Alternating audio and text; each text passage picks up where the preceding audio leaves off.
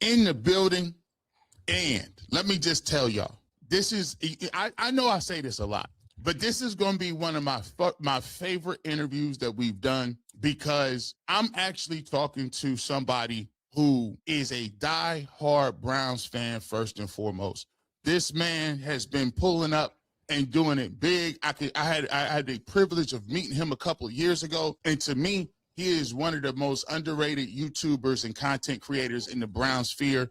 I got to welcome on in my guy. Chef Zae is in the building. My guy, how you doing? I'm glad to link up with you again, and congratulations on all of the, I'm just happy to see what your growth is and the way you doing it, my brother. We appreciate you being in the barbershop. Hey, man, I needed to come, I got a big forehead, so I need to come get a quick little line up real quick, you know what I'm saying? So it's my pleasure to come on through the barbershop and chop it up with you, G. Bush. Hey, man, it's great, man. First and foremost, like we always give it up over here. We going to make sure everybody pull up, man. Chef Zae, make sure you're going to follow him, subscribe. He got the Winnebago, the RV right now, and that's his content, bro. He pulls up. He's at the Muni Lot. He does his recaps is crazy funny, and we're gonna go through the timeline. But make sure we want everybody to go over there and subscribe to the channel. Subscribe. Make sure you check him out on IG at Chef Zae 23 on IG. Chef Zae 23 on IG, and we excited to have you on. Let's get to this really quickly first, because I think this is important to kind of set it up for everybody. Where did the love affair with the Browns start with you? Because as being a dude, in the Cleveland area, man, you know how it is when we came through. We haven't really seen nothing in terms of a consistent success since the 80s and with Bernie Kosar. And, how did you come up and still have that love affair with the Cleveland Browns, even though you lived directly through the 1-31 times and all those times? So where did it start for you? Well, back in the day, I lived in a cul-de-sac, and my neighbor, I'm in Michigan right now. My mom's from Michigan, so she moved into Cleveland to be a teacher something years ago. And my neighbor just so happened to be a Browns fan, and her son at the time still actually works. He's one of the longest tender Browns that are employees that are in the building. He was a grounds crew guy who used to do the field goal nets. Yes. So he would get us tickets once a year. Me and her son-in-law, we would go to the games, and it kind of just built there. It's weird because I think about how crazy I was now and what it would have been had she still been alive. She used to have these orange pans, and anytime the Browns scored, which wasn't much, Phil Dawson was our leading scorer. That was it. That was all you know we what had. I'm saying? So whenever we scored, we would get up, we would open up the door, and we'd bang these pots. And it just so happened that a Steelers fan lived next door to us. So it stemmed from her, and she kind of bred me to be this just diehard. It was Browns or nothing. And, we in this new age kind of era where a lot of respect is shown between the inner division. We didn't grow up in that era. We didn't like you. I don't care. You were a Steelers fan, cool. You stay over there. You were a Bengals fan, you stay over there. Ravens fans, we don't associate with none of y'all. So I grew up in that kind of era. And then, like you said, right before we got on the show, kind of got into the whole Browns content creating thing after COVID. When we went to the playoffs, that video that I did kind of took off. And I'm like, well, maybe there might be a little something here. And I tried to, dabble into it the next year. And, history wrote itself, and here we are now. Hey, listen, I love it because, like, your videos, there's, when we invite people onto the platform, I love, because I always tell people there's a space for everybody. Like, a lot of times they'll try to tell you, you can only listen to one person, or you got to look. Nah, bro, it's space for everybody. And the personalities that you got I love it, because the way you come at it with the comedy, the way you come at it when you be in a Muni Lot doing your videos, as a matter of fact, I want to get into one of the first videos, and it just shows your passion level for what the Browns are. And we'll set this up. Now, you guys don't know, coming on in, if you're new to the channel, the Cleveland Browns, this was Kevin Stefanski's first year. I believe it was 2020, or is it 2021? 2020. It was 2020. The Cleveland Browns, miraculously, led by Baker Mayfield, Nick Chubb, Myles Garrett, Denzel, all those guys, Jarvis Landry, they made the playoffs. And they made the playoffs by beating the Steelers on the last day of the season, right? They had to then go to Pittsburgh in the first round and play the Steelers. Nobody was in the stands. Big Ben was still playing, all those guys over there. And a lot of people gave the Cleveland Browns no chance. Not one shot in breath of player that we was going to go into Heinz Field or wherever the case may be and win this game. And we shocked the world. As a matter of fact, remember they snapped the ball over Ben Roethlisberger's head the first play of the game. And everybody in mind like they lost their mind. Yeah. We lost their mind. But let me go ahead and play this. This is Chef Zae and his play-by-play. And this just goes to show you what everybody in Cleveland was doing at that time when this thing hit the surface. Yeah, correct. Let's go! We too much! 21 interception! Let's go! No fucking way! You're kidding me! Let's go! Beat the score though. You look at the score. We was up. How many points was we up? That was 20. That Kareem touchdown was 28-0.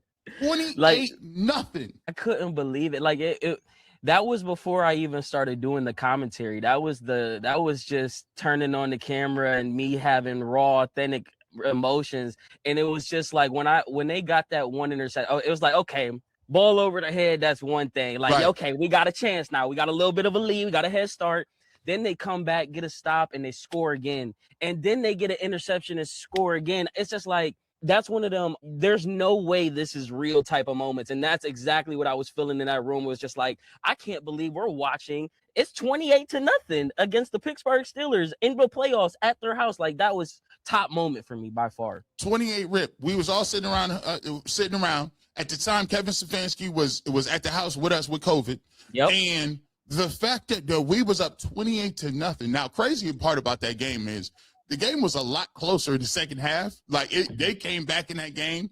But I think the feeling that everybody had was that feeling of being like, wow, yes, indeed, this is exactly what we need to be talking about. And that feeling of the Browns finally got over the hump and got it. So, let me ask you this question as you kind of, transfer over and you go look at it.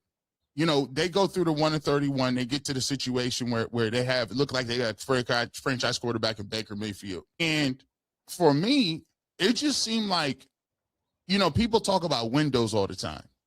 And you couldn't have told me. Like after that season, I believe they went and got Odell Beckham. Or was it they after that seat? So now you do that to the Steelers. You get Odell Beckham. You already seem you had Baker and Chubb and the rest of them. And then if you would have told me today that 2 years later we was a shadow of what we were, how the heck do you think we felt at that time period? And what was your thought process during that time period? Like every other Browns fan. Like, I mean, it didn't seem like here's my thing about it. Everyone kept telling us, and they still keep telling us that we'd never had enough talent to get it done. And I just don't understand how we go from one game away, a call everyone likes to go to the, Hollywood Higgins play where it should have been called. We're so close to being to the Super Bowl. But then they follow it up by saying the Browns never had enough talent to get over the hump. But then you go out and you get the Odell. So Odell, Kareem Hunt, Nick Chubb, David Njoku, a top 10 offensive line in the league, Baker Mayfield, and Amari Cooper. That type of stuff wasn't enough talent. Or I know Amari Cooper was after, but that bulk of that little offensive unit wasn't enough. But you brought in this guy who had an offensive mind who was supposed to put you over the hump. But he left the team. And that team proceeded to get better on the offensive side of the ball. If you go back and look from, I believe it's 2020 to 2024, I believe the Vikings finished above us in offense every single year. I believe they finished within the top 10 of the offense 3 out of those 4 years. And I believe they were even top 4 or 5 in offense after that, right after Kevin Stefanski left. And then we get Kevin Stefanski and we steadily decline each year. So it came to a point where all of it just was frustration with the coach. And how can our defense be stellar, but yet we hired this guy to come in and be an offensive mind, call plays, and get us over the hump? And that's the thing that's holding us back. So just frustration that we couldn't really truly see the potential that we had with that group, because that was a special group. That was our homegrown talent. That was Dorsey coming in and putting his foot down and doing things that we never, like every time we sit here, and perfect example, draft time, with that, it was Sam Darnold, it was Josh Rosen, it was Bradley Chubb, it was Saquon Barkley, and John Dorsey comes in and goes, nah, it's Baker Mayfield 1, Denzel Ward at 4. And oh, by the way, we just traded for Jarvis Landry. And then next year, we going to trade for Odell again. How many GMs in the Cleveland Browns history have done things like that? That's what pisses me off, that he finally did it and we squandered and we fumbled it. It was crazy. Even when you look at the time period, you had a top 5 offensive line. We had our third string back, Dearness Johnson. When two of your first team backs in Kareem Hunt and Nick Chubb got hurt, he still was giving you 130 yards on a Monday night game against the Browns. You're like, this is their third string running back. I remember watching a game against the Cowboys and watching the Browns in the first part of that Cowboys game just run up and down the field and do everything they wanted to. The game where Odell Beckham gets the reverse and goes to the crib. And we actually got to see our team on that type of level. And like you said, it was a precipitous drop. Every single year, we started to find things taper off. It got to a point where we would ask, hey, why is Nick Chubb only getting 14 carries? Where Nick Chubb would be killing people in the first 14 carries. We got to a point and say, hey, can you find a way to get Odell the ball? No, not really. And then even at the end, even Jarvis was a shell of himself at the end, because it was just like, the offense was like pulling teeth. I want to go to this real quick because I think I want to get to what you said, and I think Todd Monken brings a different perspective to the table. I think he brings another a side of it. And you had this up a couple of days ago. I think this is one of your tweets that you had up a few days ago on YouTube. Make sure you guys go check this out. And Todd Monken answering these questions. And boy, I tell you, Todd Monken got a different entry. In this press conference yesterday that I want to talk about, because we are so close to being that type of team, it's literally at the hands or at the brain of Todd Monken. He told us that he talked about the identity and what he wants this team to be. And he says that he wants to be a team that nobody wants to play. We have a top 3 defense in the league. At least last year we had a top 3 defense in the league. When you have a defense like that, you don't want to play a team like that. Mix that with the fact that if you have a team who has a top 10 offense and a top 3 defense, you don't want to play that team. And with everything that's happened this offseason between the offensive line overhaul, obviously the big emphasis on the wide receiver room, Todd Monken being the offensive genius that he is, all eyes are on the offense this year. If the Browns find a way to start averaging 20, 23, 24 points per game, what teams are going to want to play the Browns in the NFL? What teams are going to want to have to go up against a high-powered offense, then follow up by Myles Garrett, Denzel Ward, Carson Schwarzenegger, Malik Collins, and the whole other pack of dogs on the defensive side of the ball? It's been a long time since the Browns had a real, true identity. We've been led by the defense for years. We've been led by having a trench, the offensive line being one of the best. Before last year and the year before that, we've been known for offensive line. Can we finally be known for putting up points on the offensive side of the ball? That's what I'm focused on this year. Because if you do that, ain't nobody gonna want to play us. I think that is, to me, a really strong statement, because one of the things I kind of piggyback on what you said previously is this. We've been told, oh, it ain't good enough. This ain't good enough. We was told back then we didn't have enough. And it seems that when we talk about this in terms of the media, it seems to be that we will overinflate everybody else's team. The Patriots can go from worst to first and be good. We can see all these other teams just pull up and be great. We can anytime another team hires another head coach, great hire. I think he's really going to instill a culture. And then they get to us, and then you trying to tell me and convince me why just a few days ago, why the Browns are dumb for keeping Myles Garrett. And I'm like, Todd Monken showed up to this place because, number one, Myles Garrett, and he had a strong defense, and it's plug and play. And all he got to do is come over here and get the offense together. Why is it so much pushback on actually him doing what they say they want? I thought they wanted us to change the culture. What's the pushback, my guy? They scared. They're just nervous because we've been told this story before, over and over and over. Like it's the typical, well, there's always next year. Well, it's the typical, no, we're gonna figure it out this year. I mean, I've had this feeling with, like, when Freddie Kitchens came in and told us, if you don't wear brown and orange, you don't matter. Every Browns fan felt that. Right. So until we see it all produce out on the field, I think that's when people will finally bought in. But I think Browns fans are just finally at that breaking point. And I like to point it out to the whole, as of late, we've seen a lot of Browns fans say that they're done being Browns fans. And I'm just thinking to myself, we've been 1-31. We've had X amount of 4-12 seasons. We've had terrible GMs. We've had terrible coaches. But because Shedeur and Deshaun are the two leading the way, you don't want to be a fan anymore. Like, I just think fans are finally waking up and getting to that breaking point. It's just like, you know what? I'm tired of investing my Sundays and my energy and all of this mental capacity into a team that literally is not doing anything new. But I like to just circle back to that Deshaun and Todd Monken and Shedeur thing, because the one question that separates the whole why we should be bought into Monken and why is this any different than Kevin Stefanski, I can get with the whole, you know what, maybe Kevin Stefanski didn't want the Deshaun Watson thing to go down. Maybe he didn't want the Shedeur thing to go down.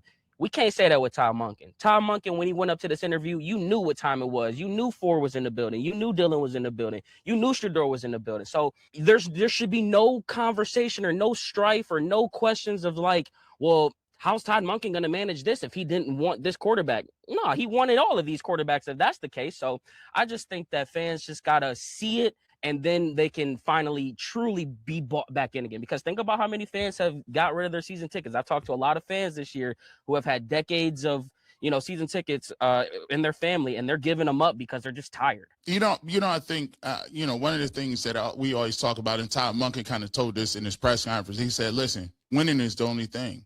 Yep. Winning changes listen, winning changes, if winning changes your perspective and the way you're doing it.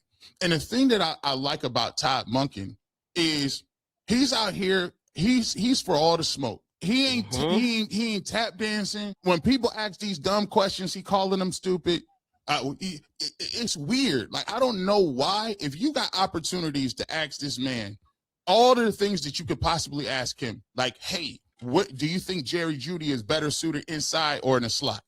Or outside, or what are your thought process on what are you looking for a wide receiver, or what is your what do you want in terms of your offensive identity to be with the Browns, given the fact that you got these different things on your roster? They still asking him about Shedeur Sanders' horse head and his haircut. What are you doing? Hey, I heard you missed the coach's photo because I missed it. Bro, come on, dog. Come on. You really asking about a grown man's haircut? I'm sorry. It's just stupid. It's just off-season stuff. It's the typical low-hanging. They see a tree and it's like, oh, that's the Cleveland Browns tree. Let's just go pick it and enjoy the fruits that they have given us over the past 30 years. That's all it is, man. They can't find nothing else better to talk about. But let us start winning some games. It's gonna be, oh, well, it was the Jets, or oh, it was the Raiders. Like, so the goalpost is always going to move when you talk about the Cleveland Browns, and the coach getting the hair missing it. It's no different. That's just what the type of time it is. I will say this. I'm going to throw this out there because I like it. We're going to talk. You mentioned Shedeur Sanders and Deshaun Watson. We'll get to the quarterback battle and your thoughts on it specifically. But I want to play this viral clip that you had, because also there's two times where everybody in the world, I felt that wore Cleveland Browns jerseys and orange and bleed orange and brown. They were with you when they came into the Pittsburgh Steelers game and they did that. But they was also with you when it was Shedeur Sanders' debut game against the Carolina Panthers. Let's go ahead and watch this, because we was all riding sitting at the tip of our seats when we got the chance to see this. Back, looking right, quick throw, and it's in and out of the hands. Deontay Johnson. I'm at the top, drops back, looking right, no hesitation, finds his man. That's right at the marker, and let's see where they give it to him. They're going to mark him just short. Drops back, looking right, looking that way, rolling out, evades the guy, looking to run it. He's got a first down, and at the spot, let's make it, but he can't move, guys. He's not mobile. That's a sack in a real game. Shut up. Just stop it. it come right to my head. I start thinking about all the critics. Like, what y'all talking about? What are you talking? And then I'm like, come on, but he was supposed to be, but Dylan was moving better than him. What are you talking about? He's not prime, but you acted like he was a statue back there. Listen, the mannequin, this is gold right here. This is radio. This is internet gold right here. Running, he's got a first down, and at the spot, let's break it, but he can't move, guys. He's not mobile. That's a sack in a real game. Shut the hell up. They go play action. He's gonna have some time to deliver. Pump fake, rolling out again, still on his feet, looking downfield, throws it over the top. Oh my!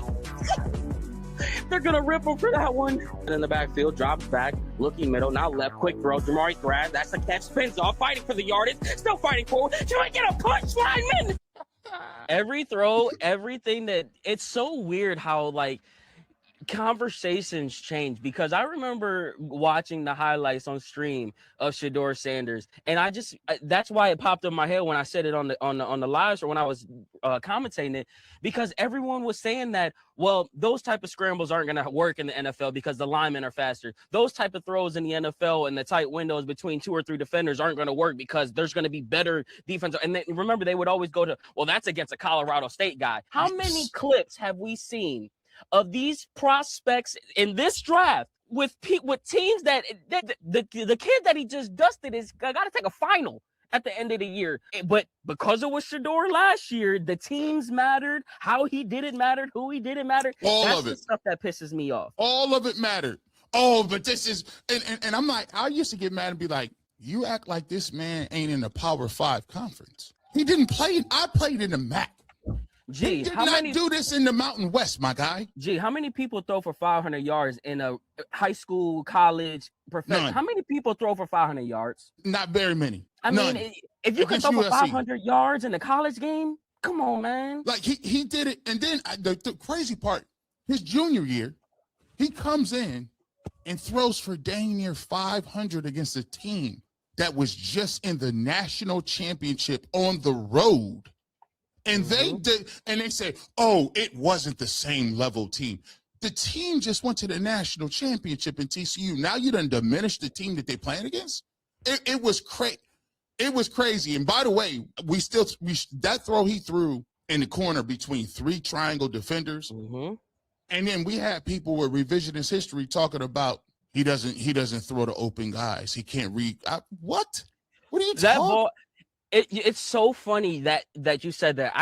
If you go back and watch David Njoku's last touchdown catch as a Cleveland Brown against the Raiders, if you watch Shedeur, the play was designed for David the entire time from what it looked like. If you watch the all 22 or the end zone camera angle, Shedeur Sanders is staring down, but he's so technical when you talk about throwing. David Njoku was not open on that touchdown pass. I'm going to say that. He threw him open, and he threw it at the most perfect time. When you watch David Njoku come off the line, he's bumped, and it almost looked like he's about to fall. But the second he saw David Njoku regather his step, the ball was already out his hand, and he threw him open. If he doesn't throw that ball at the exact time, that's an interception. It's a pass deflection. It's not a touchdown. And it's throws like that, just like, I watched Baker Mayfield in the red zone time after time after time again. And I prayed. I was like, man, if Baker Mayfield could just learn how to put some touch on the ball, he would be so much better.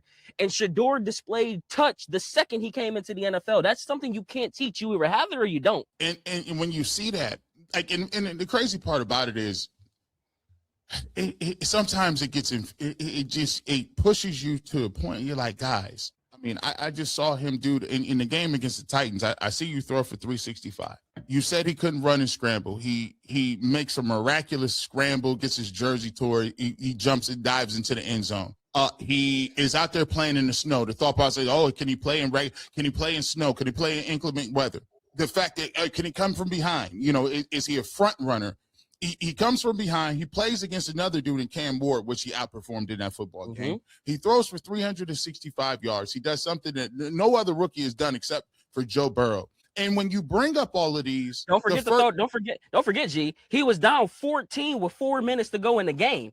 And 2 minute drives.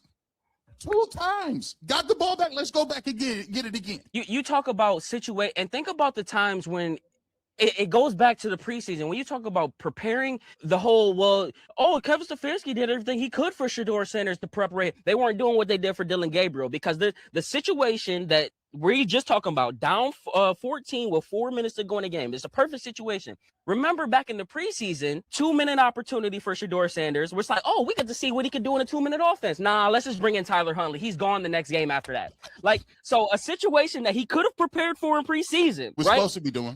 What he was supposed to be doing, he had to get it in the real game, down 14 with 4 minutes to go. And he not only did he go down there and drive once and score with his feet, he came down the very next drive again and scored it through the air, and then took him out of the game for the 2-point conversion, the most important play of the game, and decided to go double reverse. It was, and I see a lot of the comments, and here's the thing, they talk about, hey, did you see what I told people? I laughed at this. I said, listen, hey, Shedeur, if you want to mess people's days up, if you want to mess people's day up, just go ahead and win these last 2 division games and put them out of contention so they ain't gonna get no quarterback. And boy, did he not only do that, and we talk about it. One of the videos that I watched, your other 2 viral things, I wish I would have clipped it, is the throw that he threw to Isaiah Bond, right? Mm-hmm. And that clip that you had, it went super viral. And again, everybody in the world was kind of looking, because it was just like, they said, hey, he flushes out of the pocket. He doesn't know what he's doing. He's running backwards. And for him to evade the rush, knowing exactly where it came, and for him to drop that bomb to Isaiah Bond, what was your thought process when you were thinking about that in the first Raiders game? The Myles Garrett, the right when it pans to Myles Garrett when he goes, like, how many times have we seen it? If you got Myles Garrett doing that on the sideline, that told you right there that no more conversation. Like, they were bought in. I didn't see him do that with Joe Flacco did it with 2023. We get Joe Flacco's the anomaly. It was different. Like, but the last 8 games. But all of the other quarterbacks, it's just like, you got every sign of what are we talking about here, and what do we want in a leader? When these people are bashing Shedeur Sanders, I need to know, like, what exactly are we looking for in a quarterback, in a leader, and somebody that you want to go out there and lead these men? Because I know for a fact, just by looking at the energy on the field and the energy from the players, they see Shedeur as a leader. How many times do you get that in a quarterback who's not only younger than everybody else in the locker room, who's from somebody with a high caliber name like Deion Sanders, but also drafted in the 5th round? Like, these players, these vets, not just the rookies, the vets are gravitating to a rookie. And that should be your sign that it's like, maybe there's something here. Like, if you are as good as you are of a coach as you say you are, you should be able to help him with the X's and O's. You should be able to help him with his techniques and things that he can get better. But, like, think qualities that you can't coach, and either he has or he don't, the leadership tangibles, the ability to make that energy, in the words of Jarvis Landry, contagious. That type of stuff is priceless. You can't pay someone to do that, because sure, if Shedeur, this is why I say I feel bad for Dylan Gabriel. If Shedeur Sanders wasn't on our team, we would have been all on board with Dylan Gabriel. We would have been riding with him. We would have looked at some of the things and been like, you know what? There's maybe something here that we can gravitate to. But we would be forcing ourselves to be like, where is that leadership tangible, though? Where is that? Are the players coming up to him and doing those little things? Like, those little type of things on the football field matter, and we don't get to see it all the time. But when we do get a camera over on that sideline, Shedeur's always with the people. He's always trying to talk to someone. The natural born leader thing is something that you can run with. And when it's at the quarterback position, that is the most important position that you can have it at, which is why this whole, Lamar Jackson showed up to voluntary minicamp. Why didn't Myles Garrett? Myles Garrett is a completely different conversation with that. Like, we knew he wasn't that type, and he's not the quarterback. So I'm cool with Shedeur. Let this man rock out. He's got the most important tangible you need, and that's leadership, man. And I love what you said, because you can actually see it come full circle. You see it in the game where he wasn't playing, Andre Schmidt, earlier in the year, where he missed a game, a kick against the Bengals, where the Browns should have won that football game when Joe Flacco was starting. And he was talking to him on the sideline. He went and consoled him. Hey, man, you'll get it back. They come full circle. Shedeur Sanders is now the starting quarterback, and he played horrible his first half against I was doing a watch party, and it was a weird game, because Shedeur always has his spirit. I even talked to Boog about it, who's close to him. I said, it just seemed like his spirits was low. It seemed like he was depleted. You know what I mean? And he just didn't have the energy. And his teammates came up to him and was like, yo, hey, we need you to be you. We need you to get it together. And lo and behold, when it looked like that game was in the bag, Jamar Chase ended up scoring a touchdown, and Shedeur Sanders was able to come up and put a game-winning drive together. And then you see on the sideline when he's talking about it, he tells everybody he about to make this game over. It's game over. Andre Schmidt about to make this. It's a wrap for you on this game.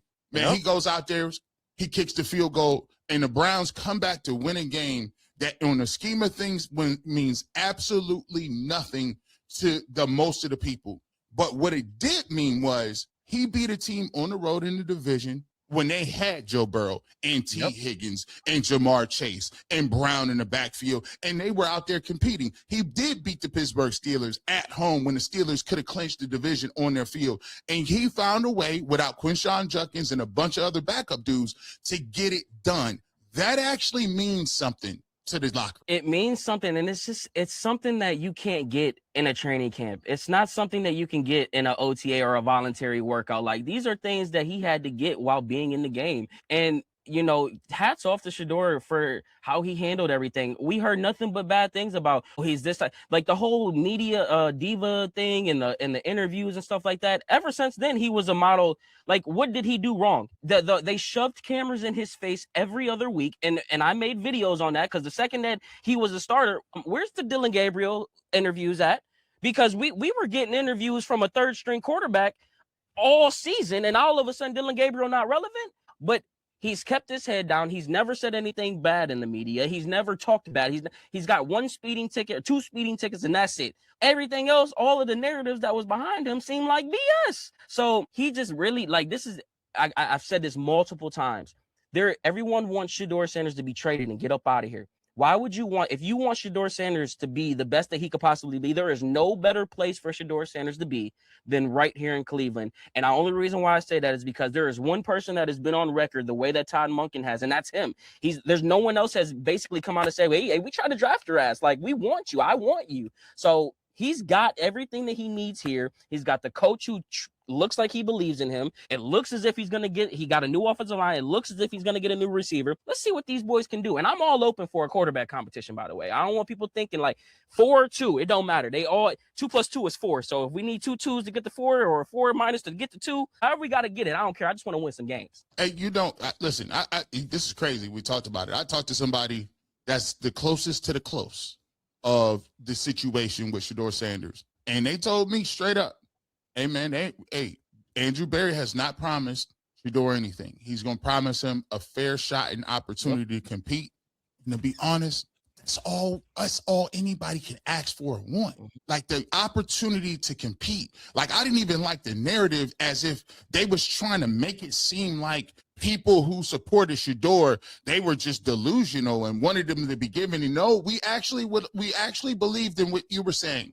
Last year, you said it was a quarterback competition. Then we found out it was not. Now, this year, by all means, if Deshaun Watson going to come in and be the Deshaun Watson of old, great, because that's going to push the Shedeur Sanders to be it. If Dylan Gabriel want to turn himself into Steve Young, the smaller left-handed version and less athletic, but by all means, come on over here and let's see who the best man is. But I believe that Todd Monken is a no-nonsense, and he's going to see what it is. And I do think, and let me get your thoughts on this too. And matter of fact, no, we'll play this clip because I think I want to get into this because I think this segues perfectly what we're going to talk about next. The quarterback competition, where do you see guys in the pecking order? And I actually believe, Chef, we might know a little quicker than we thought about who that. I like what you said right here. I like this. I'm going to have to use this. Ain't that boy good? I like this. Waiting for exactly, and it seems as if we got a little bit of answers. Mary Kay says she doesn't know if they'll go into mini camp in June, knowing that who the guy is, but certainly they will come out of the mini camp and head into the break and head into training camp knowing who their QB1 is. As we know, Todd Monken came out and said that you can't divide reps evenly. It's just not fair. It's just not part of the process. And we all knew Shedeur Sanders would be in the building for day 1 of the opening off-season workouts. We knew that Deshaun Watson was going to be in the building, as there was rumors that he was already around the facility. We didn't know where Dylan Gabriel was going to be at, but his ass was in the building as well. I think we can all agree that Dylan Gabriel isn't going to be the one taking the QB1 reps. If this report's true, we should have the answer come training camp when July starts. And whether it's 12 or whether it's QB1, you shouldn't be looking up at training camp every single week asking, oh, well, is this guy going to get more QB1 reps or is this guy going to... Like, that shouldn't be a thing like it was last year. So let's just say by June 9th, June 11th, we should have an idea who's going to be getting the QB1 reps. I like what you did right there, because here's what I'm always thinking in the tea leaves and I'm reading, because they didn't ask this man Todd Monken 75,000 times about the reps. And when Todd Monken came up in the owners meeting and said, listen, that ain't how it worked. What do you can't be splitting up all these reps. That's not, you can get competition without splitting up the reps. And by the way, how are you going to pick this? Well, we're going to talk about who did what last year. We're going to talk about who better put the work in.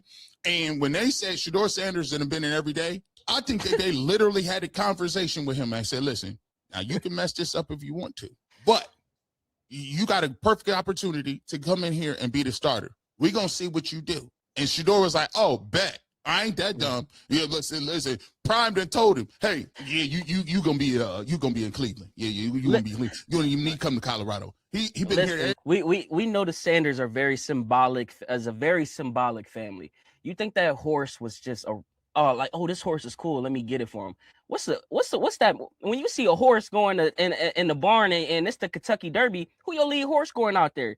That horse head was a symbolic gift. Like, I'm your horse. I'm your guy that you want to take out to this Kentucky Derby and go get this championship with. And then when he says that, you take the symbolism even further, it's like, now Todd Monken didn't even just put it in any specific place. He put it in between the two helmets. So now every time you walk into your office and you look at these helmets, it's almost like the draft day thing where he had that paper in his pocket and it's like, we drafted him no matter what. It's like, you know what? My gut is 12 is my guy. 12 is my guy. So I think that Shedeur, he in for. Here's another thing. This is a little something that I cooked up in my own head. You know, I try to put pieces to the puzzle together. I try to formulate different things, right?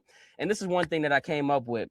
You seen the clip of Leonard Fournette and Jarvis Landry talking about how him and Deshaun Watson was supposed to team up and go to Atlanta. You saw that? I did see that. Yep. I think that if we know that the players have conversations like this behind closed doors, you mean to tell me that maybe, just maybe, Deshaun Watson didn't say, look, kind of like what LeBron did to Kyrie, what he wanted to do to Kyrie is like, I got one more year on this contract, young blood. We're going to go out here. We're going to duke this thing out. But my time here is gone. This going to be yours. We just got to get through this year. So whether it's me, whether it's you, it don't matter. Let's do this together, because we already heard the rumbles that Deshaun Watson took Shedeur under his wing. That came back from last year. So maybe there's a correlation between those two that have an understanding of this whole thing. And if Deshaun does win the battle, Shedeur just got to wait for his time to come in, because we keep sitting here talking about the whole thing. Is Deshaun going to be back next year? Chances are a high chance he's probably not. So we just got to wait this thing out.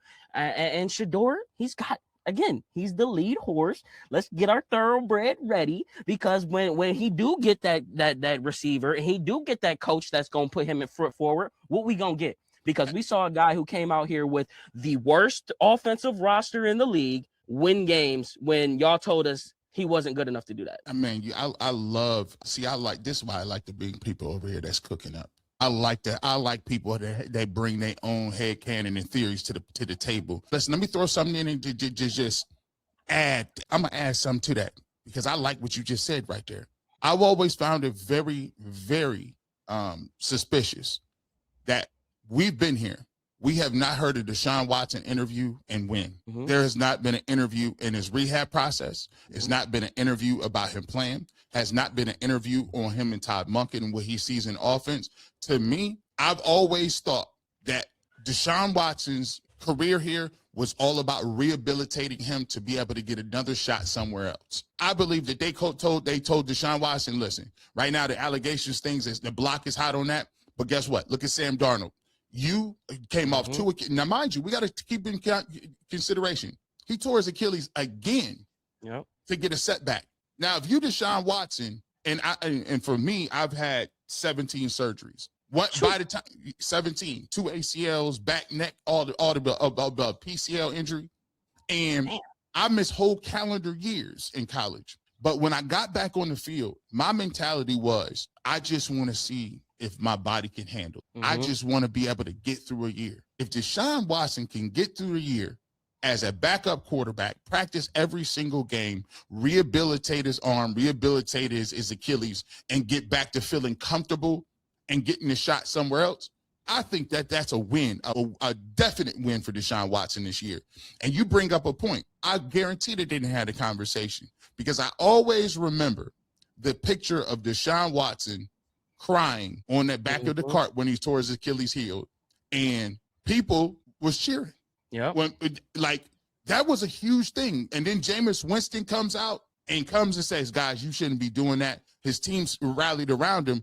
But the thought process was, in his mind, I've always thought that was the end of it for him here. He knew what it was, and I think he wanted to get to somewhere else and talk about that as well. Let me ask you this question. Man, this is funny how the interview go. When we having a good time, the interview just go it is flying, low key. It's flying, bro. I'd be like, yo, I'll be respectful of people's time. You know, when you look at this, I just, we got a thing that we talk about, hashtag New Cleveland. We because, I started to talk about the New Cleveland because there's so many new media personalities, young energy, independent content that I just love the way y'all approach it. Ain't no rules to it. It's just the wild, wild west. I love it, bro. Now it don't matter. It don't matter how many years you've been working at X, Y, and Z paper. Now it's other dudes coming above. And now also we see a new coach. We see a young quarterback that brings a global market. Being here as part of the older crowd that was here before any of this happened, and being a part of it now, do you feel a new energy? Do you feel a more of a grassroots approach? Do you feel like this swelling of energy around the Browns that could really take a lot of people by surprise and storm if they start this season off well? I was gonna say this, so it's scary, in my opinion. And the only reason why I think it's scary is because, like I said, I've talked to a lot of fans who have had season tickets in their families for 2, 3, 4 decades. They're adults now. Those kids that grew up in the Muni Lot with their dad and their grandpa, they're not renewing the tickets. So it's kind of a scary situation where it's like you've got obviously the OG Browns fans who are probably late 60s, 70s and older, right? You got the 50 crew who had the 80s and the 90s era and the good times. But like, how are you getting the younger generation, the ones that matter the most? These kids that are watching the Browns get crapped on every single week and talked about the media, like these kids ain't gonna want to support that. If they don't start winning, like I'm scared that we're not going to be that known for that fan base, that we are the best fans out there, because it's almost like the last of the dying breed. They're still there. Don't get me wrong. But I just don't feel that same, like, these guys are so quick to want to jump off a ship. I can't tell you how many times just like, yeah, I'm done. I don't want to, I'm going to switch teams. Like, people don't care about the loyalty anymore with their teams. They just want to win. So if the Browns don't start winning, I'm a little bit nervous in that aspect, especially with the whole Brook Park thing. You're going to find out if these fans are just all talk or all not, because there's a lot of fans who are like, yeah, Brook Park, I'm done. I'm not doing it. I'm not buying the tickets. I'm not going to continue to feel, especially if they're not winning. So we going to see if they real talk or not. But I think that the Browns got to start winning if they want this younger crowd, these young bucks, the YNs as Shedeur call them, to get on board. Because if not, man, we just gonna have to figure out a way for the old heads to keep it going. Because part of it, and I always like to end on a great positive note, part of keeping it together is content like this, man. This is, I saved this to the last because this is the culture of Cleveland Browns fans. It's the culture of, the diehards, and there are a generation that we are losing. And I hope the Cleveland Browns get to a point that we can really do what we need to do to start to invigorate that fan base. But there is last of a dying breed, and you part of the last of the dying breed, bringing that story to the table, because the Muni Lot, a lot of people don't know. I can't wait for the CU aunties to get in the Muni Lot to figure out, like, what's wrong with these folks? I don't know. They're doing a lot in the Muni Lot. This is a clip from that you put out in terms of the Muni Lot, and I think this is the best of what the Cleveland Browns offer when it comes to the fandom. Oh my gosh! No! You should have He's hemmed up. He can't get there. Oh my! No! I can't even comment. As you can hear now, the fans not impressed. I was lost for words because Nick Chubb, I guess the ACL isn't fixed quite yet. I have never in my life seen anybody wear Jerome Harris. Fun fact, he's our leading rusher for yards in the game, right? 56, something like that. I lied it. I suck. Keeping all the heat strapped. Legend, my boy, a legend in the city. No Shedeur, nigga. Legend in the city. No hey, he had to get off the field merch. CrockpotCLE.com. Might have to get you some. Hey man, like the Muni Lot is literally like, I mean, it's a different environment. If you don't know what the Muni Lot is, how would you describe that to people who are now new to the Browns fandom, and what it's about, and why it holds a special part in the way we think about the Browns? Well, it's literally like the Mardi Gras of tailgates. Like, you can just walk up every parking lot. I mean, it's 3 lots deep, and I mean every single lot is usually packed, especially week 1. But it's a family environment. Like, usually when you think about environments like that, you'd be like, nah, I don't even want to bring my kids around this type of stuff with all the alcohol and all of the partying and everything like that. You usually don't want to do that. But I bring my kids down there every single week, and it's nothing but positive vibes. And it's just that family. They're so aware of it, and everyone's a good time. Even if you are a Steelers fan right next to us, like, my fault. Dang. I mean, he was really cooking out there. He sound like he's West Coast choppers. No, he got the biggest muffler on that thing. It's a little one of them little built ones that he built too. But no, it's just a super family environment, man. And I got the RV. Was it? Man, that was 2 years ago already, a season and a half ago. And I was real nervous to bring my big old bus down there into that front part of the lot, because the OGs up there, and the OGs, that's they spot. Man, they welcome me with open arms. It's nothing but love. It's a family vibe. Like, now I'm one of the people where it's like, hey, that spot over there, like, because there's like almost like assigned seats in the parking lot. Oh, it is. They'll let you know too. Oh, they'll let you know. I pulled up week 1 preseason, and I was over in the corner by the grass, and Big Willie, Big Willie, he got the big chain, and he come up to me, he like, hey dog, I ain't the one to tell you. I ain't gonna tell you got to do it, but there's a guy who been coming here for 25 years. That's all I'm gonna say. I'm like, well, man, I paid what you call it for the spotlight. I'm like, he's like, hey, I'm just telling you, right. You know what I'm saying? Like, it's like that down there. So I'm like, oh man, it's gonna be this type of vibe. But then sure enough, we found our spot, and I mean, literally, it's a family vibe down there. If you've never been, I advise you to go Steeler week and week 1. Week 1 there's nothing like it. Hey man, let's get to some super chats. Some people in here showing love. Auntie Dawn. Yes, indeed. So happy to see Chef Zae in the Babershop. Love him as always. You know what we do. Hey, y'all always tell us, man. Like this is the funnest part of doing the show now, because now it's like I get a chance to have these conversations with all these people from around the Browns community. So now y'all tell me who y'all want, and I had already been talking about with Chef Zae and getting it done earlier than that. But y'all put the extra oomph on. I said we're gonna get it done. We're gonna get it done. So shout out to Don Hall. We appreciate you as always. Miss Bell, what's going on? Your coach didn't have talent. It's not always the players. Your owner kept Kevin Stefanski too long. All the joys of the good old boys. I tell you what, Kevin Stefanski had the most reverse career I've ever seen. He started off with the highest of highs in that first year, and by the time he got to like the last year, I couldn't even recognize him. But let me say something on that though. He was kept too long. Yeah. But in a sense, everything happens for a reason. And I truly believe that needed to happen. As much as it sucked, as much as I came on Twitter and TikTok and every single week saying that he needed to go, that needed to happen. And I say that because I'm in the camp where I always give credit where credit is due. And I believe that Jimmy Haslam has grown since he's taken over the team in 2012. And one of the things that that Jimmy Haslam was known for was getting people out. Yep. The second things would go left. And for the first time in my lifetime, and I'm 32, for the first time in my lifetime, it was the first time from Jimmy Haslam to Andrew Berry to Kevin Stefanski where there was a true alignment. They were truly aligned in what the vision was and what the plan was and how they wanted to do it. Sure, there may have been some headbutts here and there, and it really crumbled last year. Like I don't want people to think that last year was the end all be all of that. No, there was legitimate alignment, and Jimmy wanted to see that through, and I can't knock him for that. Because had that been the Hugh Jackson era, which he did get a little bit longer than he should have, that was different. You needed to tear that down. Sashi Brown did what every other GM said that they were going to do in a rebuild, and that's tear it to the studs. He did that.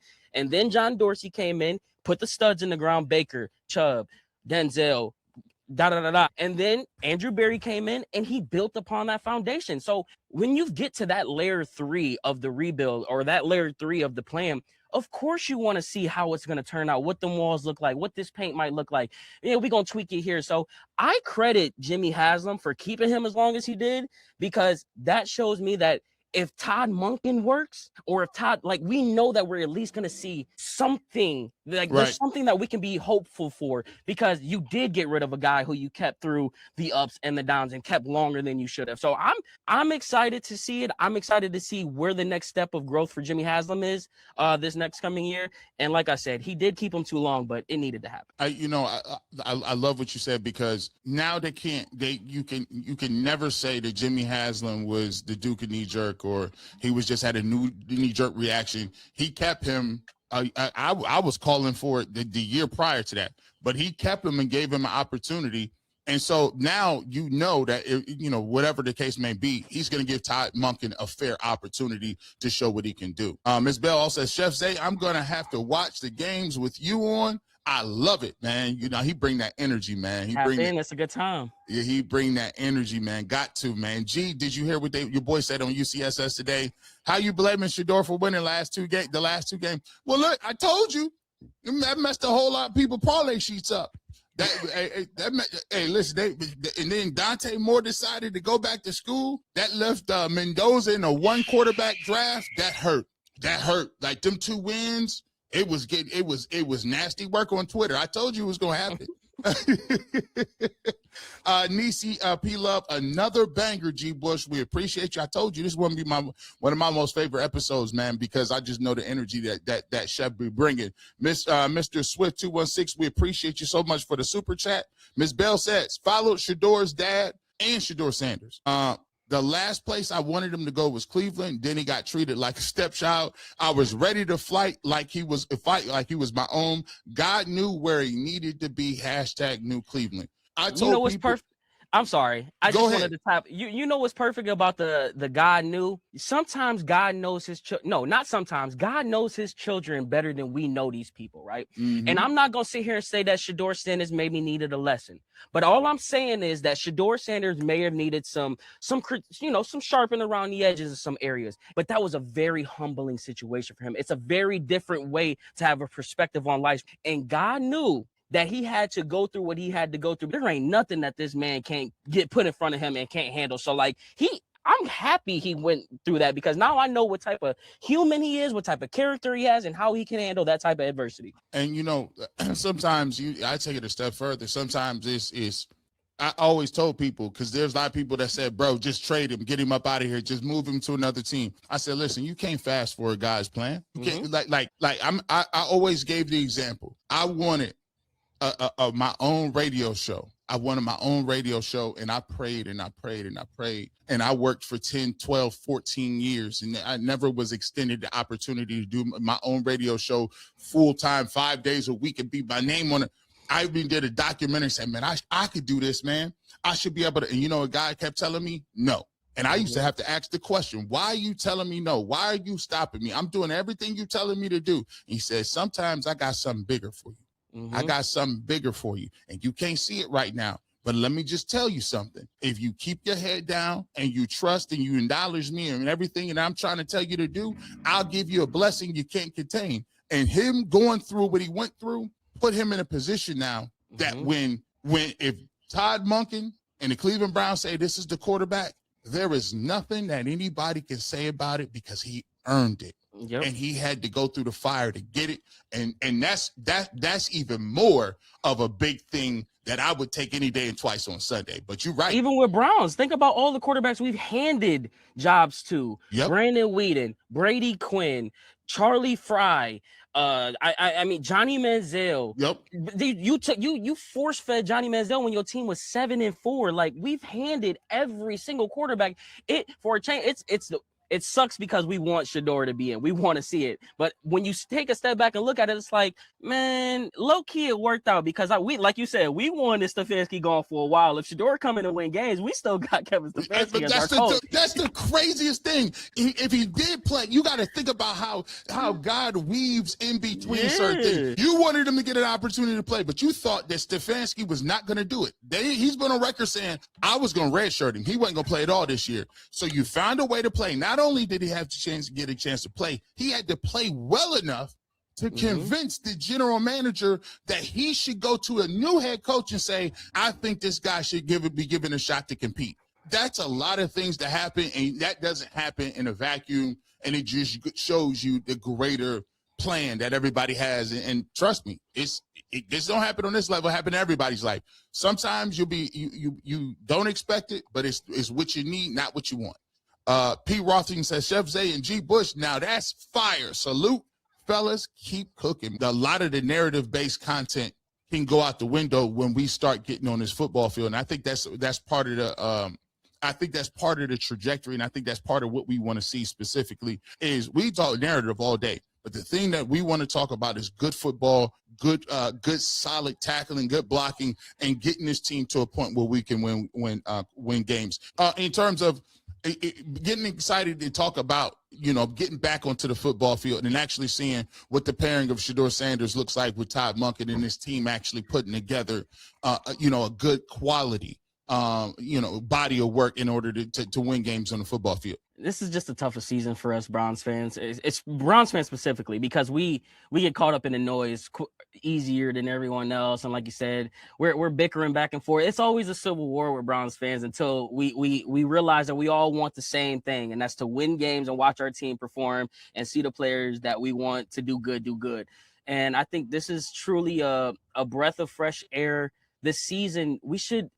We're going to be talking a lot of good ball this year. And if we don't, that means the Todd Monken didn't work out. That means that the quarterback position didn't work out. That means that the offensive line that they overhauled didn't work. There has to be so many things to go wrong this year for us to not be talking good football. We just got to make it there in one piece. We don't got to tear each other down on the way there. And I'm an opinionated guy. Like, people think just because I make one video about saying like, oh, I'm not against the Deshaun Watson thing. Now all of a sudden I'm against Shedeur Sanders, or I mentioned Shedeur Sanders and now I'm a Shedeur Glazer. Like, it's just all talk until we get to the season, and we can not have to talk that and talk the X's and O's like you're talking about. So let's just that's always the thing. I always tell people, the great thing about it is I love the discourse, and I love at the end of the day, you're talking about the Browns.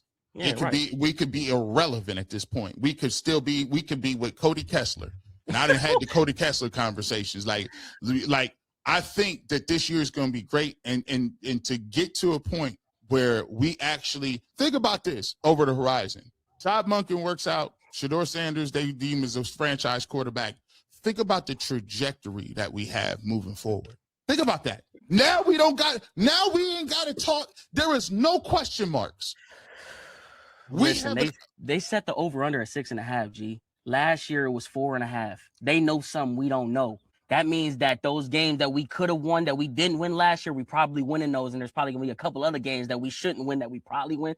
This is going to be one of them years. I say it every single year, but because we're the Browns, it doesn't matter. The Rams did it. The Falcons did it. The Seahawks did it. There are plenty of teams in recent history who had a 4-12 season the year before, or a 5-12 season the year before, and came in and not only went to the playoffs, but made a deep run or made it to the Super Bowl. Why can't we? The Browns have the defense. They have the new offensive coach. They retooled the offensive line. Everything that the Bears did last year, the Bears said, okay, We drafted Caleb Williams. We identified that. We got a receiver that we drafted with him. And okay, let's go get us a new coach who can buy into Caleb Williams. And when that new coach comes in, let's go ahead and give him a all new offensive line. Now, sure, they're not the same caliber of players, offensive lineman that the Bears got, but they looked at the Bears blueprint and put it right in Cleveland and said, you know what, let's try this. So why shouldn't we be optimistic about this year when they literally did exactly what the Bears did last year? And look at what the Bears did. Unapologetically Cleveland Browns. That's what it is. Lord of the drip, like you said, the refinement that Shedeur went through last year was God's plans. It happened publicly, and watching the way he went through it might very well have been for somebody watching him to go through, ooh, I like that. I like that. Like the maturity process. And there's a maturity about everything. There's regular maturity, but there's also spiritual maturity. And sometimes people understand you waging war, like, to be able to go through that. And think about this, knowing, like, because you got to think about the pressure that comes with that. The fact that before the Raiders game, they told this young man that if he don't do nothing in that game, his career was over. Not only, remember, they had already started talking about, oh, no, it's not just the fact that he's going to get auditioned, because they've already started to be like, well, he can't be a backup. You can't have Shedeur on your team as a backup. It's just too much stuff going on. So if he doesn't do anything in this game, he's just not going to be. And those things and those conversations are weighty.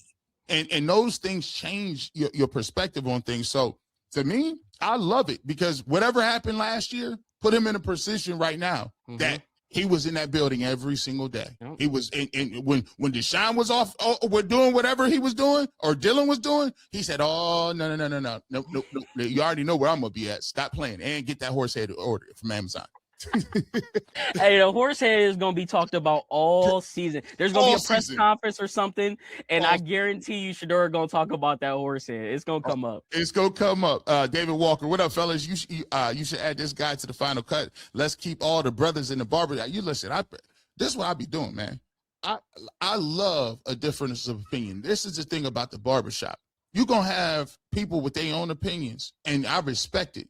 Like, bring it in and have the opportunity to talk about what you want to talk about. That's what it is. I like people that formulate their own ideas. I like, as long as they ain't spewing no propaganda, I rocks with you. P. Ross Ian said the Browns left when I was going to my junior year of college. It was bad, but I was in college kicking it, so it wasn't that bad. Good show, fellas. I appreciate you so much. R. Wells, 517, the Browns are 6.5. The easiest offseason bet across the NFL. Risked up, wins up. And it's amazing to me that only black quarterbacks need to be humbled or is arrogant. Yes, those words have been used against my people for centuries. So, yes, it provokes an emotion. I get that. I get it. That's fair. That's a fair commentary, because sometimes you can't see what the intent is behind it. But I will say this, my man Chef, I don't think there's no intent behind it. It's just to say, because there ain't that many people that goes hard for 12 or 2 now. Oh, so my wrist been up for a minute. For a long time. So, I think we've been programmed to have a visceral reaction to it, because it has been used in a negative connotation in different ways as well. So, but listen, I'm gonna tell you what, man, I thoroughly enjoyed this conversation, my brother. I appreciate it. Make sure you go follow him. Make sure you following Chef Zae. Make sure you go hit him up on Instagram, on IG at Chef Zae 23. Make sure you download the YouTube channel. I love what you're doing in the Muni Lot. Where can people find your work, and what do you got coming up, my guy? Chef Zae 23. We just dropped a new website as well, chefzae.net. I've been doing some blogs as of late. The next thing up on the list, I believe, is the draft. We're probably going to go down to the draft for the at least day one. Get some contact, talk to the fans. So if you guys got any questions or thoughts or, something to look out for, let me know. I'm always, I'm boots to the ground. I'll get it done for y'all. But then after that, it's we trying to get in the best shape of our life, G Bush, man. I'm on a journey to trying to shred some pounds a little bit. I got an event that I want to put together next year. And I know you said you had the surgeries and stuff, but it's going to be called the Creator Combine. Think NFL Combine, but with your favorite creators. So I want to work on something like that. Hey, I will listen. My wife looked at me and said, under no circumstances are you allowed to compete, but I will I will MC. I will come. I'll deliver I'll donate, and we can get some of these old dudes like Tyvis and Dustin and some of these old heads to come down here and see what we can do. We're gonna have to get on the back end and talk about this, and we're gonna have to chop them up because I think that'd be fantastic. And, it would. Why not have it Hall of Fame, NFL Combine Week, Hall of Fame Week? Get the two winners that do it. We take them to the combine and we duke it out at the winner. 40-yard dash should be at the NFL Combine. Height jump would be at the NFL Combine. We could do all the combine stuff at the combine for the two winners who get it done. So let's go ahead and get something going for the people, man. I love that, man. Chef, I appreciate you. We look to have you forward and bringing you back on the platform again. And as always, make sure y'all going to support out there as well. Hey, man, you already know how I give it up. You never know when I might pull up radio, television, or internet. But if you want the fresh cut on sports, I got you. And if you want the fresh collabos, you know I bring those too. Have a great rest of your evening. And even though we may talk about them, we may be upset or disagree, it's always Go Brown. Hell yeah, G.